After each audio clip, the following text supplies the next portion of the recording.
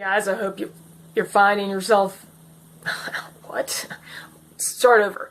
Hey guys, I hope you're finding yourself well today.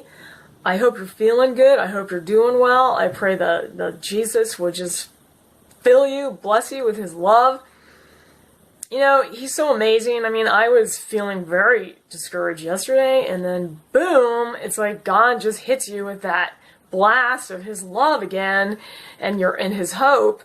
And he keeps us going, doesn't he? Until he comes to get us, he's going to keep you going, and he's going to keep me going, and we're going to be all right. And in the meantime, I want to give you a little message here. I had to trim this, or rather edit it, because it cut me off at the beginning, so here you go. I mentioned something else to you, too, that I've been meaning to talk about, which is that I had done a video a while back about how I had been reading Genesis 25 or 24, and it talked about Benjamin and how Benjamin really stood out to me. And I felt like Rachel and Jacob had Joseph and Benjamin. Those were the only two they had. And so I felt like, I mean, we have the Gentile bride and we have the Jews. And I kind of felt like the Lord was pointing to those two, Benjamin being symbolic of the Gentile bride, the younger brother. Okay, so what happened is, I was watching the video, and I realized that if you remember how the young maidens would dance at Shiloh, and then the tribe of Benjamin, the men would come to take a wife, okay? Well, a lot of people have connected that time as symbolic of the rapture. So there was this connection with Benjamin in that story that caught my attention.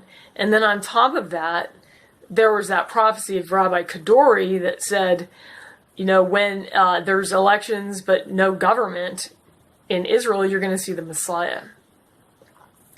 And so then I realized that there's two Benjamins running. Benjamin Netanyahu and Benny Gantz, right? Benjamin. So I thought there was another connection to Benjamin. And so there was all these connections, and I felt really that it was connected to the rapture. And so I wanted to give you that because I meant to a few days ago and I couldn't, but it's really significant what is going on with Israel. And also there's a scripture in Judges 21, okay, that's after the Shiloh dance scriptures story that talks about when there's no king in the land. And interestingly enough, there's no king in Israel right now.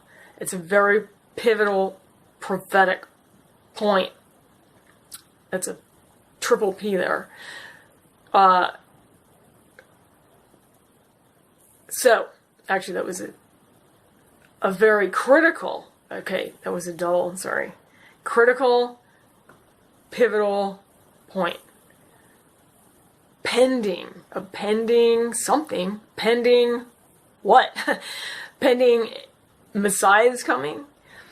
Interesting, he said that he's coming, Kadori, and then he came to know Yeshua as the true Messiah right before he died. Well, to me, the mystery is, who is he really talking about? Because when he mentioned the Messiah will come, he's looking for the Messiah, but he didn't know him yet. And the Jews think that their Messiah is going to be what we're going to call the Antichrist.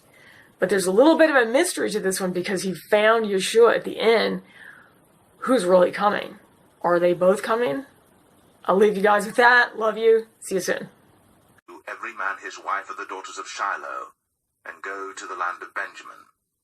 And it shall be, when their fathers or their brethren come unto us to complain, that we will say unto them, Be favorable unto them for our sakes, because we reserved not to each man his wife in the war. For ye did not give unto them at this time, that ye should be guilty. And the children of Benjamin did so, and took them wives, according to their number of them that danced, whom they caught. And they went and returned unto their inheritance, and repaired the cities, and dwelt in them. And the children of Israel departed thence at that time, every man to his tribe and to his family. And they went out from thence every man to his inheritance. In those days there was no king in Israel. Every man did that which was right in his own eyes.